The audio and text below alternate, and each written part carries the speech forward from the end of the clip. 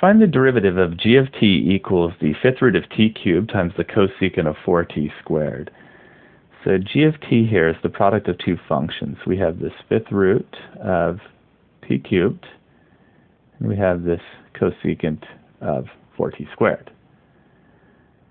Overall, I'm going to use the product rule then, but before we do that, let's rewrite this first term as a fractional exponent. It's t to the 3 power and then fifth root, so t to the 3/5, and then cosecant of 4t squared we'll leave as is. Our derivative will make use of the product rule. G prime of t will be the derivative of the first. Well, it's a power rule. We'll bring the power down, 3/5, and then we will subtract 1 from it. Let's call that 5/5. Derivative of the first times the second left alone, so cosecant of 4t squared, plus the first left alone, t to the 3/5, times the derivative of the second. Now the second is a cosecant. The derivative of a cosecant is a negative cosecant. Leave its inside alone. Cotangent, it gets the same inside. It's a negative cosecant, cotangent, but then times the derivative of the inside of that to complete the chain rule. The derivative of 4t squared will be 8t.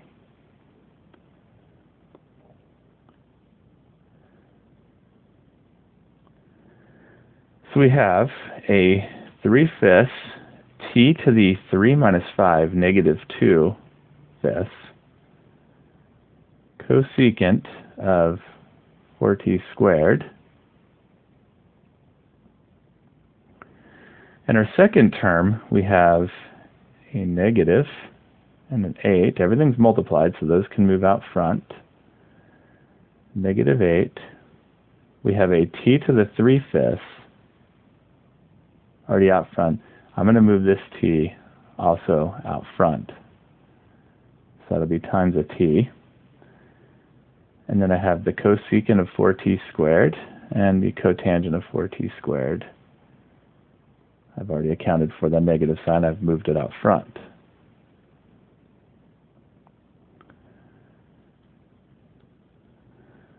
Okay, so it looks like there's a couple things we're going to do in our next step here. G prime of t will equal, well, this first term, I have a negative exponent. So what I'm going to do is take this negative exponent and move it to the denominator. That means it'll move down there with that 5 that's already in the denominator.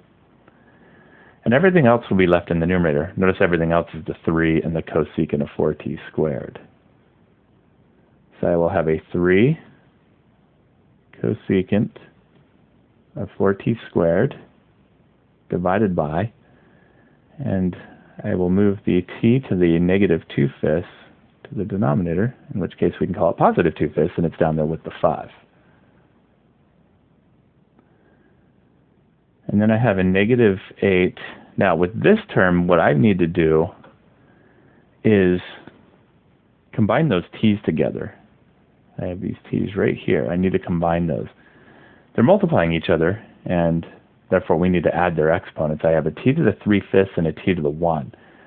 Well, let's rewrite that 1 power as 5/5 in such a way that I can now add those exponents. T to the 3/5 plus 5/5, t to the 8/5 power. And then I have the cosecant of 4t squared and the cotangent of 4t squared.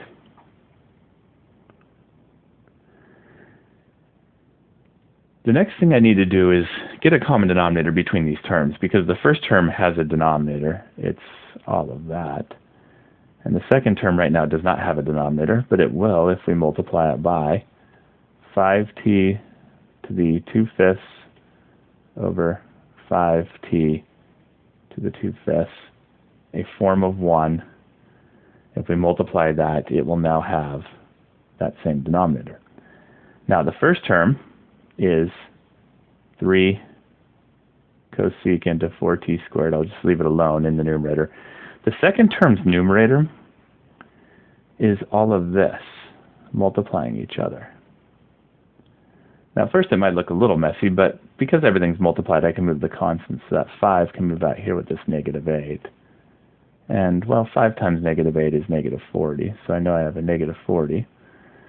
And then I have a t to the 8/5 and I have a t to the 2/5, and we can add those together as t to the 10/5.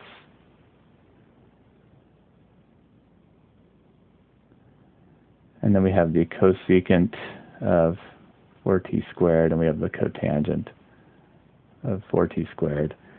And these have now been put over the common denominator. And so we can write it collectively over that, 5t to the 2/5. So g prime of t here is, we have a 3 cosecant of 4t squared minus a 40, and then t to the 10/5 can be called t squared. We have a cosecant of 4t squared and a cotangent of 4t squared. And then all of this divided by 5 times t to the 2/5. The only other thing that is possible here, in the numerator there is a common factor of a cosecant of 4t squared, and that can factor out. It's not going to cancel with anything in the denominator, so it may not be factored out. Generally we factor if we're going to be able to cancel quite often, but sometimes it will be factored regardless. So let's write that version of the answer. G prime of t will equal, we're going to factor out a cosecant of 4t squared, because we have one in each of the terms. And so for this first term we're going to take it out here, and the second term we're going to take it out here.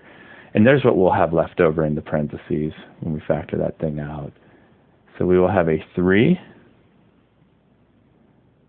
minus 40t squared cotangent of 4t squared